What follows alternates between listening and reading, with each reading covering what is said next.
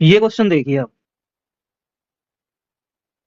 अगर ये एग्जाम में आए तो आप इसको किस तरह से सोल्व करो। वीडियो पॉज करो और खुद ट्राई करो। उम्मीद करता हूँ कि आपने वीडियो पॉज करके ट्राई किया होगा, और 99% से ज्यादा लोगों ने इस क्वेश्चन को इस तरह अटेम्प्ट किया होगा, जो ट्रेडिशनल इसका मेथड। ठीक है, उन्होंने क्या किया होगा, एक काम को 97 डेज में करता है, बी उस काम को कर रहा है 93 डेज में, सी उस काम को कर रहा है 89 डेज में। ठीक है भाई, तो इनका एलसीएम कितना आ गया, इन तीनों का एलसीएम आ गया 97 इंटू 83 इंटू 89 इंटू 93। ठीक है, तो ये टोटल वर्क हो गया एक तरह से। तो इनको जो टाइम लगेगा वो टाइम क्या होगा भाई, 97 इंटू 89 इंटू 93 डिवाइड बाई ए की एफिशिएंसी। तो ए की एफिशिएंसी कितनी हो जाएगी, 89 इंटू 93। बी की एफिशिएंसी कितनी हो जाएगी, 97 इंटू 89। और सी की एफिशिएंसी कितनी हो जाएगी भाई, 97 इंटू 93। इसको सॉल्व करने के बाद इस कैलकुलेशन में आप स्टक हो जाओगे। आपकी कैलकुलेशन चाहे कितनी भी अच्छी हो, फिर भी आपको इसमें सॉल्व करने में 1 से 2 मिनट तो लगेगा ही, और आप पहुंच पाएंगे ये 30.95 आ जाएगा। लेकिन अगर इस मेथड से आप करोगे तो क्या आप एग्जाम में इस क्वेश्चन को कर सकते हो, नहीं कर सकते, आपको स्किप ही करना पड़ेगा। है ये मेथड, लेकिन जब डेटा इतना मुश्किल हो तो क्या किया जाए। मैं इसमें ये चीज ऑब्जर्व करता हूँ, ए एक काम को करता है 97 डेज में, बी कर रहा है 93 में, और सी कर रहा है 89। तो जो एक्चुअल आंसर होगा, मतलब तीनों मिलके इस काम को कितने दिन में करेंगे, तो वो एक्चुअल आंसर हो गया, वो हमेशा छोटा होगा या बराबर होगा इन तीनों का सम डिवाइड बाई 9 से।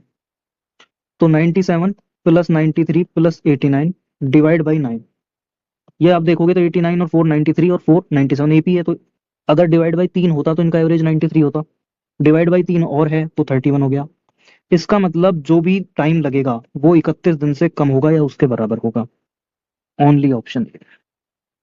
ठीक है, अच्छा इसमें हमने 9 से ही डिवाइड क्यों किया, क्या होगा जब 4 वर्कर्स हों, 2 वर्कर्स हों, 5 वर्कर्स हों, 6 वर्कर्स हों, डेटा डिफिकल्ट हो, तो क्या किया जाएगा। आइए समझते हैं। आप मुझे एक छोटी सी बात बताइए, अगर x1 कोई बंदा है वो एक काम को A1 डेज में करता है, x2 दूसरा बंदा है वो उस काम को A2 डेज में करता है, ऐसे ही xn कोई बंदा है वो उस काम को AN डेज में करता है। सब मिलकर x1 x2 xn तक सब मिलकर उस काम को कितने दिनों में कंप्लीट करेंगे।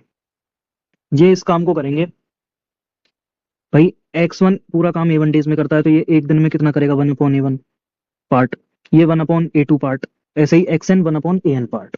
तो सारे एक साथ आ जाएंगे, तो 1/A1 plus 1/A2 plus up to 1/AN, एक दिन में इतना पार्ट। तो टोटल काम कितने दिन में होगा, 1/1/A1 plus 1/A2 plus 1/A3 plus up to 1/AN। ये जितने दिन में कर रहे हैं उसको मैंने मान लिया वो है कंबाइंड टाइम, तो CT हो गया।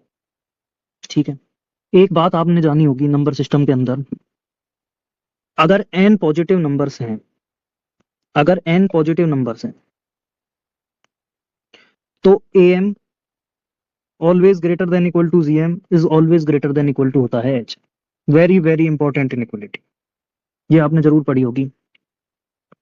तो am होता है वो क्या होता है, एवरेज एक तरह से, तो sum divide by n। gm क्या होता है, प्रोडक्ट फॉर n नंबर्स, ठीक है, की पावर 1/n। hm क्या होता है, hm क्या होता है, n divide by sum of reciprocals of all numbers. तो n divide by 1/A1 plus 1/A2 plus up to 1/an। तो मैं इसको और इसको कंपेयर कर लेता हूँ, क्योंकि ऐसा ही कुछ दिख रहा है भाई यहाँ पे मुझको। तो इससे मुझे पता लग गया कि जो सम डिवाइड बाई एन स्क्वायर, ये n इधर आ जाएगा भाई, ये वाला n, ये वाला n इधर आ जाएगा।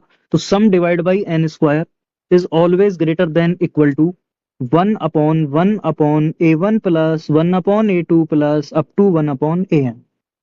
यहां से मुझे एक बात पता लगी कि sum upon N square is always greater than equal to combined time, या मैं ये भी कह सकता हूं कि combined time CT is always less than equal to sum upon N square. ये ऑब्जर्वेशन हमने यहां से निकाली। एक काम को 15 दिन में कर सकता है, बी उसी काम को 20 दिन में कर सकता है, तो दोनों मिलके उस काम को कितने दिन में करें?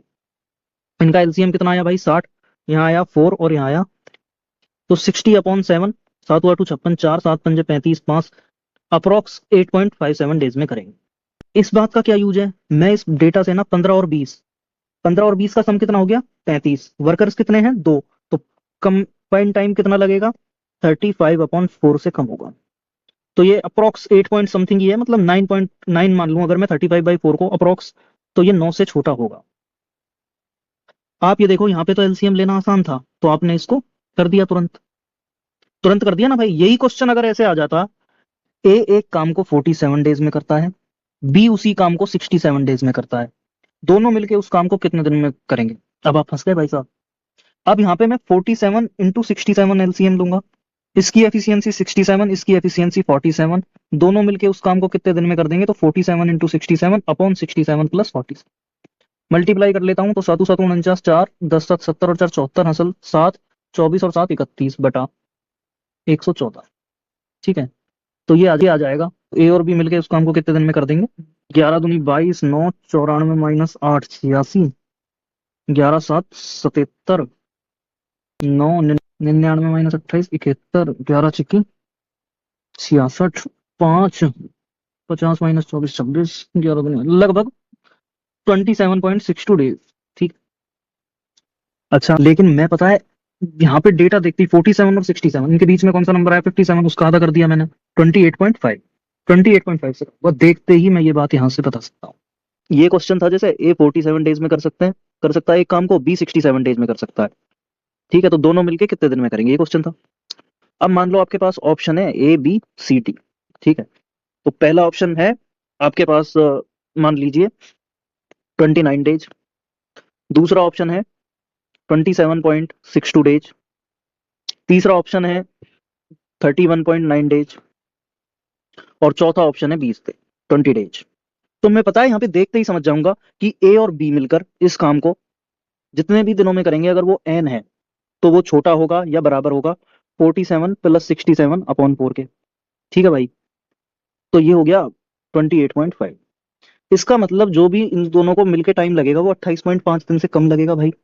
तो देखो, ना तो ये आंसर हो सकता है ना ये, अब या तो 27.62 होगा या 20 डेज होगा। अब आप फंस गए, लेकिन अब आप क्या करोगे? इसमें आपको मैं एक राज की बात बताता हूँ। यहाँ पे गैप देखो आप, 47 और 67 में कितने का गैप है? 20 का। बहुत ज्यादा गैप नहीं है। जब भी गैप ज्यादा नहीं होगा, तो ये जो वैल्यू आएगी ना, इसके इर्द गिर्द ही आंसर होगा, बहुत ज्यादा दूर नहीं जाएगा। तो इसके नजदीक कौन सा है? 27.62, तो ये आंसर हो गया ऑप्शन बी। ठीक है, अब आ जाते हैं एक और क्वेश्चन पे, 3 लोग लेते हैं अब हम। ठीक है, ए किसी काम को कर सकता है 79 डेज में, बी उसी काम को कर सकता है 73 डेज में, और सी उसी काम को कर सकता है 97 डेज में। सवाल ये है कि तीनों मिलकर उस काम को कितने दिन में करेंगे? ठीक है, ऑप्शन हैं आपके, 31 days, option B 34.67 days, option C 27.27 days, और ऑप्शन डी 29.09 डेज। अब आप समझ सकते हैं इसकी जटिलता इस प्रश्न की। तो अगर मैं एन डेज में इनको मान लेता हूं कि ये एन डेज में काम पूरा करेंगे, तो ये जो वैल्यू होगी ये हमेशा इन तीनों का सम डिवाइड बाई 9, क्योंकि भाई 3 पर्सन है। तो 7 और 7 14 और 9 23, 230 और 12 और 7 19, 249, 249/9, दूनी 18, 6 9 7 63, 6, तो 27.6 है। इसका मतलब इनको जितने भी दिन लगेंगे मिलके, वो 27.67 डेज से कम होगा। ये है नहीं है, ये भी नहीं है, ये भी नहीं है, option C is the correct answer. ठीक है। अच्छा, आप यहाँ पे भी देख पा रहे हो, यहाँ पे गैप कम है। अगर इसमें इससे कम भी वैल्यू होती, मान लो ऑप्शन में 18 दिन होता, 19 दिन भी होता, ठीक है, 21 दिन होता, और 27.27 डेज होता, तो भी मैं ये समझ जाता कि जब यहाँ पे गैप कम है तो इसके नजदीक होगा आंसर। इसके नजदीक कौन सा है भाई? ये ऑप्शन नंबर डी हो जाता। ठीक है। अच्छा, इस कंसेप्ट का आप और कहाँ पे यूज कर सकते हो?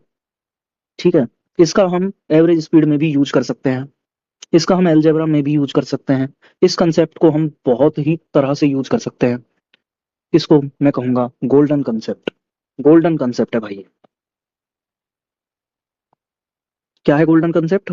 ए M is greater than equal to G M is greater than equal to H M. और दूसरी बात हमने यहाँ से ये जान चुके हैं, और ये n बंदे हैं, मान लो A है, B है, फिर B1 B2 ऐसे हैं, ऐसे बहुत सारे बंदे हैं, तो ये x बंदा है और ये n बंदे हैं। n बंदे अलग अलग A1 A2 AN दिन में वो काम करते हैं, तो सारे मिलकर उस काम को सम डिवाइड बाई n स्क्वायर, इससे कम दिन लेंगे या इसके बराबर दिन लेंगे। Very very important. आप कल्पना भी नहीं कर सकते हैं, जिस क्वेश्चन को आप एग्जाम में छोड़ के आएंगे उसको आप विद इन सेकेंड सॉल्व कर पाएंगे। ठीक है, एक चीज और यहाँ से हमने क्या निकाल सकता हूं मैं, आप एक बात बताओ, अगर आपके पास क्वेश्चन आ जाए 79 सिंप्लीफिकेशन का क्वेश्चन आ जाता है, into 78 into 76 divide by 79 into 78 plus 78 into 76 plus 76 into 79, इसको मैं देखते ही पता है अब क्या समझ सकता हूँ, और इसकी वैल्यू हमें से पूछे तो मैं इसके बिल्कुल अप्रोक्स में जाना चाहूंगा अगर कि कितना होगा, तो अगर मैं इसको ए मानूं, इसको बी, इसको सी, तो भाई ये क्या लिखा हुआ है, A B C upon A B plus B C plus C, यही लिखा हुआ है। अच्छा, जो अब मैं सिंप्लीफिकेशन को लिंक कर रहा हूँ टाइम एंड वर्क से, इस क्वेश्चन का मतलब क्या हो गया, इसका मतलब ये हो गया ना कि अगर ए एक काम को 79 डेज में कर रहा है, बी उसी काम को 78 डेज में कर रहा है, और सी उसी काम को 76 डेज में कर रहा है, तो तीनों मिलके उस काम को कितने दिन में करेंगे, वही है ये जो लिखा है भाई सिंप्लीफिकेशन, जो उसको आपको सॉल्व करना है। तो मुझे पता है इसकी जो वैल्यू होगी ना भाई, वो सम, इन तीनों का सम डिवाइड बाई 9, भाई डिवाइड बाई 3 नंबर है तो 3 का स्क्वायर से छोटा होगा या बराबर होगा, और गैप यहाँ पे बहुत कम है तो इसके बिल्कुल नजदीक होगा, बिल्कुल नजदीक और उससे कम होगा। अच्छा, 76 78 और 79, ठीक है, एक तरीका ये है कि अब आप इनको ऐड करोगे और 9 से डिवाइड करोगे, फिर देखोगे कितनी वैल्यू आ रही है। मैं इसमें पता है क्या करता हूँ, मैं यहाँ देख रहा हूँ 76 78 79, तो मैंने मान लिया मैं सम डिवाइड बाई 9, तो इसको मैं लिख सकता हूँ एवरेज डिवाइड बाई 3, ये भी मैं इसको लिख सकता हूँ। ठीक है, मतलब एवरेज। अच्छा, इसी बात को आप यहाँ पे देखो, यहाँ पे जो मैंने सम ऑफ 1 n स्क्वायर लिखा है ना, इसी को मैं लिख सकता हूँ एवरेज डिवाइड बाई n, इससे छोटा होगा या बराबर। ठीक है, यहाँ पे मैं ये मान लूं कि एवरेज 78 है, अगर एवरेज 78 है, मान लिया ये मैंने, तो ये इससे एक ज्यादा है, ये तो डेविएशन है नहीं, यहाँ पे डेविएशन कितना है, -2 का, कितने में बटेगा, 3 में, तो 78 -1/3 ये आया है भाई। इसमें मेरे को 3 से और डिवाइड करना है, तो 26 -1/9 हो गया ना, इसकी जो लगभग वैल्यू होगी वो कितनी हो जाएगी, 1/9 होता है लगभग 0.11 होता है, तो 25.89, इससे कम होगी वैल्यू और इसके बहुत नजदीक होगी। ठीक है, आप इसको कैलकुलेटर से सॉल्व करके देख लेना, पता लग जाएगा कितनी आ रही है एग्जैक्ट। तरीका मैंने आपको बता दिया है, नहीं तो आप ये क्वेश्चन अगर आ गया ना, आप एग्जाम में कर ही नहीं पाओगे अगर आप इस कंसेप्ट का यूज नहीं करते हैं। ठीक है, चलिए, मान लो 4 वर्कर्स हैं, पी एक काम को 49 डेज में कर सकता है, क्यू 78 डेज में कर सकता है, आर 89 डेज में कर सकता है, और एस कर सकता है 37 डेज। सारे मिलकर P Q R S working together उस काम को अप्रोक्स कितने डेज लेंगे करने में, अप्रोक्स, ठीक है, 19 डेज, 16 डेज, 17 डेज और 14 डेज। अब आप यहाँ पे समझ पा रहे हैं डेटा को देख के कि आपकी क्या हालत होने वाली है अगर आप इनका एलसीएम लें या आप फ्रैक्शन वाला मेथड इसमें यूज करें। कितने वर्कर्स हैं, 4, कंबाइंड टाइम जो भी लगेगा वो क्या होगा, हमेशा छोटा या इक्वल होगा सम अपॉन एन स्क्वायर के, सम करते हैं इनका, 4 और 7 11, 11 और 8 19 और 3 22, 220, 17 और 9 26 और 7 33, 220 और 33 253। 4 वर्कर्स हैं तो 4 का स्क्वायर से डिवाइड कर दिया, तो जो भी टाइम लगेगा वो इससे कम होगा या फिर बराबर होगा। तो ये 253/16 आया भाई, 16 एकम 16 9, 16 पंजा 80 13, 16 अंठे 128, 15.8 से कम आएगा, 15.8 से हमेशा कम होगी इसकी वैल्यू। एक ही ऑप्शन है 14 दिन, ऑप्शन। कितना सेकंड लगेगा इसमें आपको, 10 सेकंड से 20 सेकंड, नहीं तो आपको एग्जाम में स्किप ही करना पड़ेगा भाई, अगर आप इसको ट्रेडिशनल मेथड से करने चले गए। ये कोई तुक्केबाजी नहीं है, ये एक ऑब्जर्वेशन है, नंबर थ्योरी का एक इस्तेमाल है टाइम एंड वर्क। ठीक, चलो एक क्वेश्चन आप बनाएंगे अब, A B C D E working together उस काम को करने में कितना टाइम लेंगे, कितना टाइम लेंगे।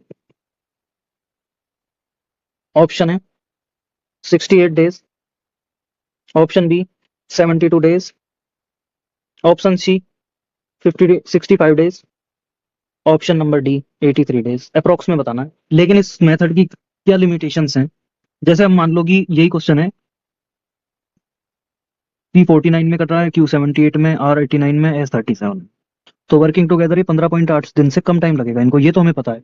अब इसमें तो एक ही ऑप्शन था भाई 14 दिन, मान लो अब इसमें ऑप्शन हो 14 दिन, 13 दिन, 12 दिन, और 17 दिन। अब आप इसमें से सिर्फ एक ही ऑप्शन एलिमिनेट कर पाओगे और वो ये है 17 दिन। ठीक है, इनमें से कुछ भी हो सकता है। तो ये इस मेथड की लिमिटेशन है, लेकिन ये मेथड हमें क्यों आना चाहिए? क्योंकि ये हमारा वैल्यूएबल टाइम बचा सकता है इन केस एग्जामिनर ने यही सोच के वो क्वेश्चन बनाया हो।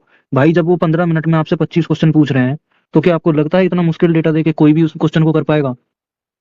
नहीं कर पाएगा यार, क्योंकि 1/49 आप सोच के देखो यहाँ पे, 1/49 प्लस 1/78 प्लस 1/89 प्लस 1/37, इनको ऐड करेंगे सारों को, फिर जो भी आएगा, जैसे 0 पॉइंट समथिंग आया ये, फिर 1 अपॉन डिवाइड करेंगे 0.23 समथिंग कुछ भी आया, तो ये ऐसा कोई डाटा आएगा, तो ये बहुत मुश्किल हो जाएगा। लेकिन लेकिन ऑप्शन एलिमिनेशन में ये आपकी मदद कर सकता है काफी हद तक, काफी हद तक, अगर ऑप्शन ऐसे ही हो, क्या पता। ठीक, क्या इस क्वेश्चन का आंसर आप कमेंट में जरूर बताएंगे। तो उम्मीद करता हूँ दोस्तों ये वीडियो आपको इन्फॉर्मेटिव और अच्छी लगी होगी और आपको ऑब्जर्वेशन पसंद आई होगी। अर्थमेटिक या एडवांस मैथ में किसी और टॉपिक पे अगर आपको ऑब्जर्वेशन चाहिए, उसके लिए आप उस टॉपिक का नाम कमेंट में लिखें और मुझे बताएं, मैं उससे रिलेटेड भी आपको कुछ ऑब्जर्वेशंस बताऊंगा, ताकि वो आपके ऑप्शन एलिमिनेशंस में यूज आए और आपका टाइम सेव करें एग्जाम। धन्यवाद।